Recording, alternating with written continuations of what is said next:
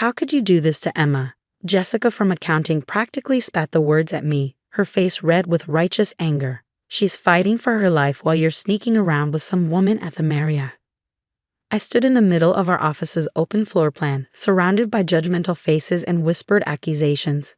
My colleagues, people I'd worked with for 5 years, looked at me with a mixture of disgust and disappointment.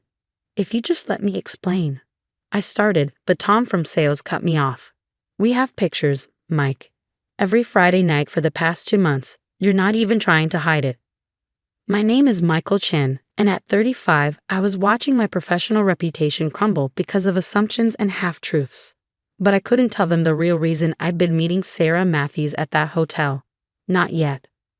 I'm reporting this to HR, Jessica announced, her voice carrying across the office. Emma deserves to know what kind of man she married. I thought about Emma, my wife of 8 years, fighting stage 3 breast cancer in our bedroom at home. She knew exactly where I was every Friday night. In fact, she was the one who had hired Sarah Matthews, PI, to help us uncover what was really happening at Jensen Financial Group. The irony of being accused of infidelity while actually gathering evidence of corporate fraud wasn't lost on me. But for now, I had to play my part. Let them think I was the villain. Everything would come to light soon enough. Do what you need to do, I said quietly, turning back to my desk. Let them report me to HR. That was part of the plan anyway. As I sat down, my phone buzzed with a text from Sarah. We've got everything. Meeting with the FBI tomorrow at 9. Hold on just a little longer. I closed my eyes, remembering how this all started 3 months ago. Emma had been the one to notice the discrepancies first. Even through her chemotherapy fog, her accountant's mind had picked up on patterns in the quarterly reports that didn't add up. Mike, she'd said one evening, her voice weak but her eyes sharp as ever. Something's wrong with these numbers. The trading volumes don't match the reported profits. Someone's cooking the books. I dismissed it initially, too focused on her treatment and recovery to think about work irregularities. But Emma was persistent. She'd spent her career as a forensic accountant before the cancer forced her to step back. She knew fraud when she saw it. The more we looked, the more obvious it became. Jensen Financial wasn't just fudging a few numbers. They were running a massive Ponzi scheme, using new investor money to pay off older investors while pocketing millions. That's when Emma suggested hiring Sarah Matthews. We need proof, she'd said. Real evidence. And you need protection when this all comes out. So began my Friday night meetings with Sarah at the Marriott. We go over documents I carefully gathered, build our case piece by piece. The hotel was chosen specifically because we knew certain colleagues liked to grab drinks at the bar there.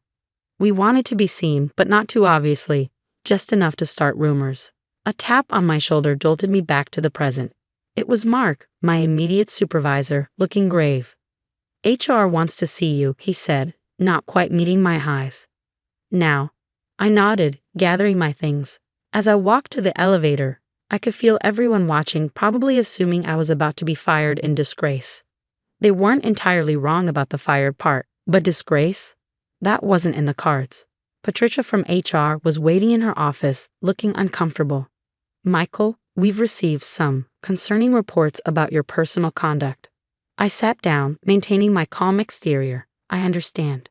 These allegations, if true, reflect poorly on the company's values.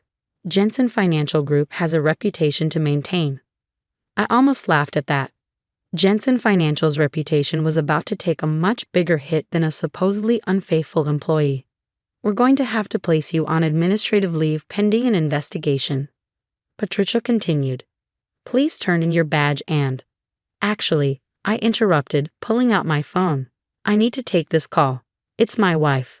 Patricia's face softened slightly. Everyone knew about Emma's cancer. She nodded, and I stepped into the hallway. Everything okay? Emma's voice was tired but alert. They're putting me on leave, I said quietly. Jessica and the others reported me for the hotel meetings. Emma managed a weak laugh. Perfect timing. Sarah just confirmed the FBI meeting. Did they ask for your badge yet? About to. Don't worry, I made copies of everything last week. My brilliant husband, she whispered. Go let them fire you with dignity. I'll see you at home. I returned to Patricia's office, where she awkwardly finished the suspension process. I handed over my badge, cleared out my desk, and walked out of Jensen Financial Group for what I knew would be the last time as an employee. The next morning, I met Sarah at a different hotel, this time for our scheduled meeting with FBI agents Morrison and Chen, no relation. "Your colleagues did you a favor," Sarah said as we waited. "Being suspended means they can't accuse you of actively stealing documents anymore. Everything you gathered was while you were a legitimate employee." I nodded, thinking about the extensive evidence we compiled. Emma had been right. The fraud went deep. Senior management had been running this scheme for years, using increasingly complex methods to hide their tracks. The FBI agents arrived precisely on time. Agent Morrison, a sharp-eyed woman in her 40s, got straight to the point. "Mr. Chen, we've reviewed the evidence you and Ms. Matthews have gathered. Combined with Mrs. Chen's financial analysis, it paints a compelling picture of long-term securities fraud. We're particularly interested in these transaction records," Agent Chen added, spreading out copies of documents I secretly gathered. "Can you walk us through how you obtained these?" For the next 2 hours, I detailed everything I discovered over the past months, the patterns Emma had first noticed, the discrepancies in trading records, the mysterious offshore accounts, the way investor funds were being misappropriated. "What made you decide to gather evidence instead of reporting it immediately?" Agent Morrison asked.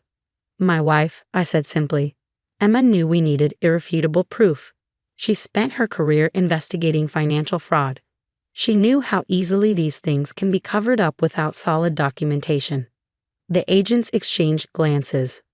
Mrs. Chen's analysis was instrumental in helping us understand the scope of this fraud, Agent Morrison admitted. "Her expertise is evident in the way the evidence was compiled." "That's my Emma," I said proudly. Even fighting cancer, her mind is sharp as ever. As we wrapped up the meeting, Agent Chen handed me his card. "We'll need you to be available for further questions. Things are going to move quickly once we move on Jensen Financial." I drove home feeling lighter than I had in months. The weight of carrying this secret, of letting my colleagues think the worst of me, was finally lifting. Emma was asleep when I got home, her face peaceful for once. The latest round of chemo had been brutal, but her doctors were optimistic. I sat beside her bed, taking her hand gently. Her eyes fluttered open. "How did it go?" "Perfectly. The FBI is moving forward. You were right about everything." She smiled weakly. "Of course I was. That's why you married me, for my brilliant mind." "Among other things," I said, kissing her forehead. "Did Jessica really lead the charge to HR?" she asked, amusement flickering in her eyes. "Oh yes, she was very concerned about your honor." Emma laughed softly. "I can't wait to see her face when this all comes out." I squeezed her hand gently. "Rest now. The hard part is over." But as I watched her drift back to sleep, I knew that wasn't entirely true. The hard part, the arrests, the media circus, the inevitable questions from colleagues, was yet to come. But for now, we had done our part. The truth would take care of the rest. My phone buzzed with another text from Sarah. "FBI moving in tomorrow morning. Be ready for the storm." I looked at Emma, peaceful in her sleep, and thought about how she'd recognized the fraud even through her cancer fog. How she'd insisted we do something about it. How she orchestrated this entire plan while fighting for her life. Tomorrow would bring chaos, but we were ready. Let them think what they wanted about my Friday night hotel meetings. The truth would be far more interesting than their assumptions. The FBI raid on Jensen Financial Group started precisely at 9:07 a.m. the next morning. I watched it unfold on the local news, sitting beside Emma's bed as agents led senior executives out in handcuffs. The cameras caught everything: the shocked faces, the boxes of evidence, the crowds of employees being escorted from the building. "There's Jessica," Emma pointed out, a slight smirk playing on her lips. The camera had panned to show my former colleagues huddled outside, watching their workplace become a crime scene. Jessica was front and center, her face a mask of confusion. My phone started buzzing almost immediately. First Mark, then Jessica, then what seemed like everyone from the office. I ignored them all. "Not yet," Emma advised, her voice tired but amused. "Let them stew for a bit." The news anchor's voice filled the room. "In what authorities are calling one of the largest financial fraud cases in recent history, FBI agents have raided Jensen Financial Group following allegations of a massive Ponzi scheme. Sources say the fraud may involve billions of dollars in investor funds. I thought about all those Friday nights at the Marriott, carefully building our case with Sarah. The whispers and judgmental looks seemed a small price to pay now. The next call was from Agent Morrison. "Turn on Channel 7 at noon," she said without preamble. "We're holding a press conference. You might want to record it." Emma insisted on moving to the living room for the press conference. I helped her settle onto the couch, adjusting her pillows and blankets until she was comfortable. The chemo had taken its toll, but her eyes were bright with anticipation. At exactly noon, Agent Morrison stood at a podium outside Jensen Financial's offices. This morning's operation was the culmination of a months-long investigation, she began. Thanks to the diligent work of a whistleblower within the company, working in conjunction with his wife, a former forensic accountant, we have uncovered evidence of systematic fraud. My phone exploded with notifications. Apparently, my former colleagues were putting the pieces together. "Michael, please call me back. We need to talk." "Jessica, oh my God, was this what the hotel meetings were about?" "Tom, I think we made a huge mistake." "Mark?" Emma chuckled weakly at the messages popping up on my screen. "Should we tell them about Sarah's FBI credentials, or let them keep thinking you were having an affair?" Before I could answer, the doorbell rang. Through the security camera, I could see Jessica standing on our porch, shifting nervously from foot to foot. "Well," Emma said, raising an eyebrow, "this should be interesting." I opened the door but blocked the entrance. Jessica looked like she hadn't slept, her usually immaculate appearance slightly disheveled. "Michael, she started, then stopped, her face flushing. "I don't know what to say." "That's a first," I commented dryly. "We were so wrong," she blurted out. "The hotel meetings, the woman, you were gathering evidence. Her name is Sarah Matthews," I said. "She's an FBI consultant, and yes, every Friday night meeting you so diligently reported to HR was about documenting the fraud at Jensen." "But why didn't you tell us? Why let us think?" "Come in, Jessica," Emma's voice called from the living room. "I'll explain everything." Jessica's face went pale when she saw Emma. My wife was wrapped in blankets, obviously fresh from chemotherapy, but her expression was sharp and amused. "It was my idea," Emma said as Jessica perched awkwardly on the edge of our armchair. "We needed people to notice the meetings, but not understand them. Your assumptions about Michael's character provided the perfect cover." I don't understand," Jessica stammered. "The more people focused on Michael's supposed affair, the less likely anyone was to question what he was really doing," Emma explained. Every disapproving look, every whispered accusation just made the cover more convincing. Jessica looked like she might cry. "We reported you to HR. We tried to get you fired." "Actually," I interjected, "getting suspended was part of the plan. It protected me legally. Everything I gathered was while I was an active employee. The suspension came at exactly the right time." "The whole office thinks you're a cheating monster," Jessica whispered. Emma laughed, then winced slightly at the effort. "And that's exactly what we wanted them to think. It's amazing how people's moral outrage can blind them to what's really happening." My phone buzzed again. "Agent Morrison, you might want to turn the news back on," she said when I answered. "They're starting to release the numbers." We all watched in silence as the scope of Jensen Financial's fraud was revealed. Over $3 billion in misappropriated funds. Thousands of defrauded investors. A complex web of offshore accounts and fake transactions. "How did you first notice?" Jessica asked, her voice small. "I did," Emma said. "Even through the chemo fog, numbers still speak to me. The patterns were there if you knew where to look." Michael did the hard part, gathering the actual evidence. While we were all condemning him, Jessica said, shaking her head, "God, we were so stupid." "Don't be too hard on yourself," I said. "You were trying to stand up for Emma. Your intentions were good, even if your assumptions weren't." The doorbell rang again. This time it was Tom and Mark, both looking as uncomfortable as Jessica had. "I should go," Jessica said, standing quickly. "You probably have a lot of people to talk to." "Actually," Emma said, "why don't you stay? I think it's time everyone heard the whole story." Over the next few hours, our living room filled with former colleagues, each arriving with apologies and questions. Emma held court from her cocoon of blankets, explaining how we'd uncovered the fraud and orchestrated the investigation.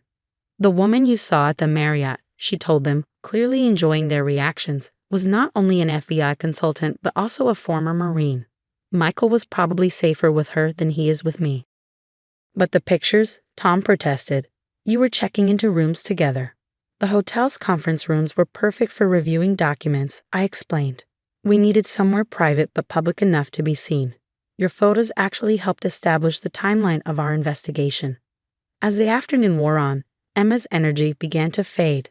I started politely ushering people out, but not before Emma had one last thing to say. Next time, she told them, her voice tired but firm, maybe don't jump to conclusions. And remember, some of us can fight cancer and corporate fraud at the same time. After everyone left, I helped Emma back to bed. Satisfied? I asked, tucking her in. Immensely, she smiled. Though I think Jessica might need therapy after this. Small price to pay for taking down a $3 billion fraud, I said, kissing her forehead. We make a good team, she murmured, already drifting off to sleep. Over the next few weeks, the story exploded. National news picked up on the human interest angle. The cancer patient who spotted the fraud, the husband who gathered evidence while being ostracized by colleagues, the FBI agent who posed as the other woman. Sarah even came by to visit, causing our neighbors to do dramatic double takes. You should have seen their faces in the interrogation room, she told us, when they realized who I really was. Priceless. Jensen Financial's executives faced multiple federal charges. The FBI recovered most of the stolen funds, and class action lawsuits were already being filed on behalf of investors. My former colleagues, chastened by their rush to judgment, became Emma's biggest supporters. They organized meal trains during her chemo, took turns driving her to appointments, and constantly asked for updates on her recovery. It's a bit much, Emma admitted one evening as we sorted through get-well cards. But I suppose it's better than them thinking you're having an affair. 6 months later, Emma's doctors declared her cancer in remission. The same week, the first Jensen Financial executive pleaded guilty, confirming everything we'd uncovered. I received job offers from several prestigious firms, all eager to hire the whistleblower who helped expose one of the biggest financial frauds in recent history. But I had other plans. Emma and I started our own consulting firm, specializing in fraud detection and prevention. Our first client, the FBI. Life is funny, Emma said one night as we worked late in our home office. If I hadn't gotten cancer, I might never have had the time to look so closely at those reports. If our colleagues hadn't been so quick to believe the worst of me, we might never have had such a perfect cover, I added. And if people weren't so busy looking for affairs and scandal, they might have noticed the actual crime happening right in front of them. We looked at each other and laughed. The whole thing was absurd. Cancer, corporate fraud, fake affairs, and redemption all rolled into one strange package. Jessica still can't look me in the eye when we run into her. Despite my assurances that all is forgiven, Tom sent us a ridiculously expensive gift basket with a card that read, "Sorry we thought you were a cheating scumbag. Congratulations on taking down the bad guys." Sarah still meets us at the Marriott occasionally, though now it's just for drinks and catching up.